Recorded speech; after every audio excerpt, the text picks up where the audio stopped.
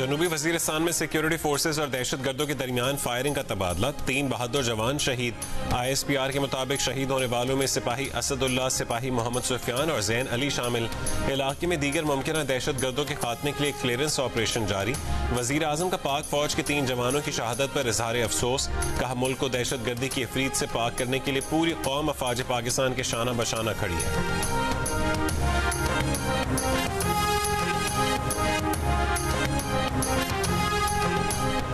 शिमाली वजीरिस्तान में ऑपरेशन के दौरान शहीद कैप्टन मोहम्मद उसामा की नमाज़ जनाजा चकलाला गैरिसन रावलपिंडी में अदा कर दी गई।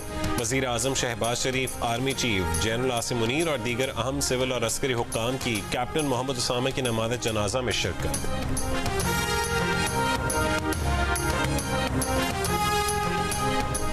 कौमी सिलेक्शन कमेटी से वहाब रियाज और अब्दुल रज़ाक को फारिग कर दिया गया। ज़राए के मुताबिक दोनों अब सिलेक्शन कमेटी का हिस्सा नहीं रहे।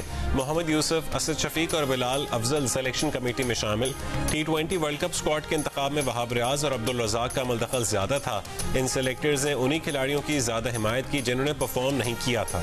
PCB का कुछ अरसे से वहाब रियाज और अब्दुल रज़ाक पर एतमाद नहीं रहा था। इनसे राय भी नहीं ली जा रही थी।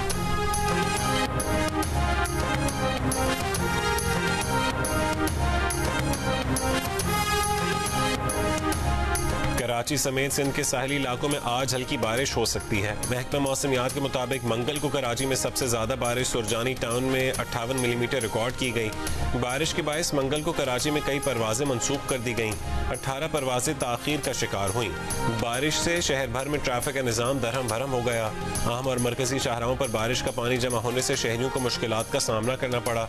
मेयर कराची मुर्तजा वहाब का रात गए शहर का दौरा। कहा कि कराची की सूरत हाल बेहतर है। नशेबी इलाकों से निकासी आपका काम कर लिया गया है।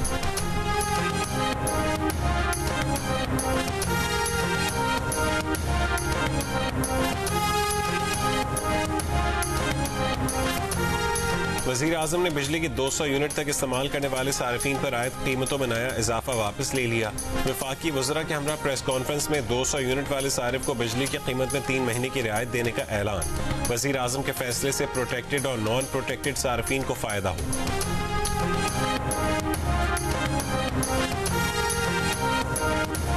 मखसूस नशस्तों के हुसूल के लिए सुन्नी इत्तेहाद काउंसिल की दरख्वास्त पर फैसला महफूज।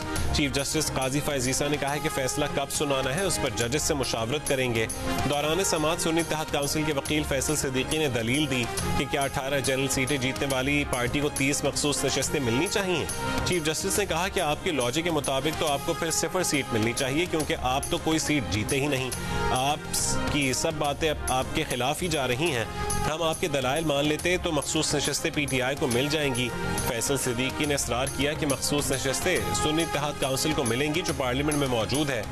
जस्टिस अतर मिनल्लाह ने रिमार्क्स दिए कि सूरत हाल ये है कि एक बड़ी सियासी जमात को वोट मिला जिसे इंतखाबी अमल से निकाल दिया गया था। बात सियासी जमात की नहीं बल्कि अवाम के वोट के हक की है। PTI के साथ आज वही हो रहा है जो 2018 में नून लीग के साथ हुआ।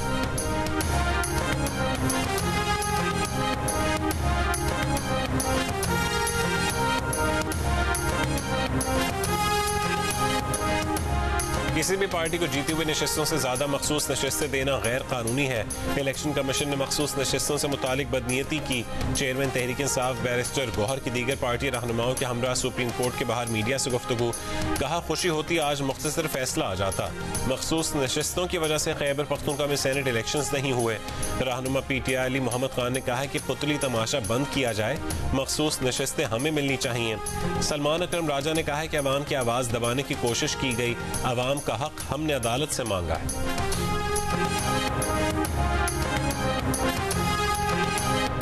बुशरा बीबी के साबिक शौहर खावर मानिका का कहना है कि बानी PTI और बुशरा निकाह केस के मुजरिम हैं। निकाह का झूठ छुपाकर मगरबी मुल्कों की मिसाल देते हैं।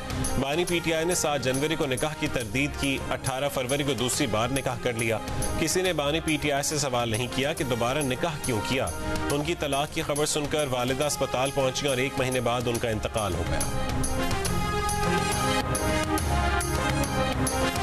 इद्दत केस में अपीलों पर 12 जुलाई तक फैसला करने का इस्लामाबाद हाई कोर्ट का साबिका फैसला बरकरार। खावर मानिका की दरखास्त खारिज। जस्टिस मियां गुलशन औरंगजेब ने महफूज फैसला सुना दिया। इस्लामाबाद हाई कोर्ट के फैसले के बाद डिस्ट्रिक्ट एंड सेशन कोर्ट में खावर मानिका के वकील की इल्तवा की दरखास्त मुस्तरद। जज अफजल मजोका ने कहा है कि हाई कोर्ट से डायरेक्शन आ गई है, हम केस सुनेंगे। बरतानिया में इलेक्शन के बाद पार्लियामेंट का पहला इजलास। लिंडसे होयल दोबारा बिला मुकाबला पार्लियामेंट के स्पीकर मुंतखब। अरकान पार्लियामेंट स्पीकर लिंडसे होयल को रिवायती अंदाज में घसीट कर उनकी कुर्सी तक लेकर गए।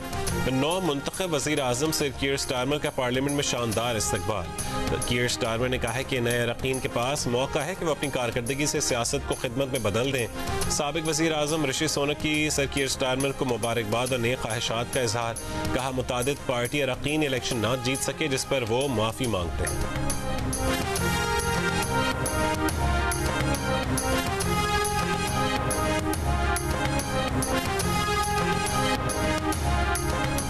इसराइली फसाई की खान यूनिस के स्कूल पर बमबारी। 26 फलस्तीनी शहीद। पनागुज़ीन कैंपों पर हमलों में सुबह से 50 फलस्तीनी शहीद। इसराइल ने 2 महीने से इमदादी सामान गजा में नहीं आने दिया।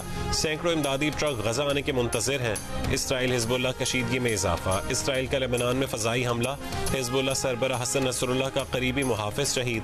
हिजबुल्लाह के इसराइल के जेर कब्जा गोलान पहाड़ों पर जवाबी रॉकेट हमले। 2 इसराइली हलाक। कई मकामात पर आग भड़क उठी। पोप फ्रांसिस ने एक बार फिर गजा में जंगबंदी की अपील कर दी।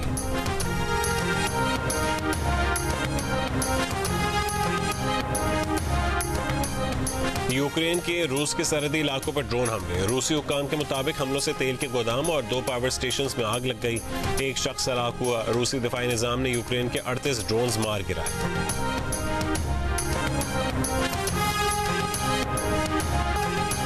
पाकिस्तान के 2 कोपैमाओं ने नागा पर्वत को सर कर लिया। दिलावर सतपारा और फिदा अली इस सीजन में नागा पर्वत सर करने वाले पहले पाकिस्तानी हैं।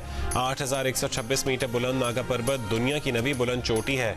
नेपाल के 2 कोपैमाओं ने भी नागा पर्वत को सर कर लिया।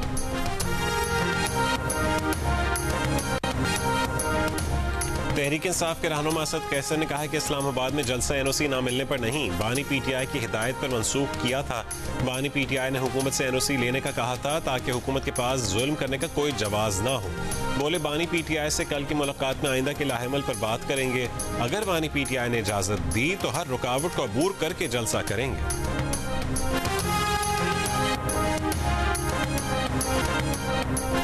सदर आसिफ अली जरदारी ने कहा है कि IMF की शर्त है तो बड़े जमींदारों पर इनकम टैक्स लगाना पड़ेगा।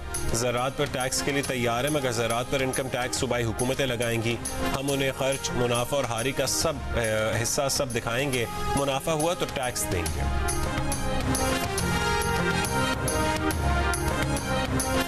और कराची शारा फैसल पर कंपनी के मालिक के कत्ल का मुकदमा दर्ज। FIR के मुताबिक मुलजिम शुएब ने नवीद के दफ्तर में दाखिल होकर तकरार की। तल्ख कलामी के बाद छुरी से हमला करके जान ले ली। मुलजिम को गिरफ्तार कर लिया गया।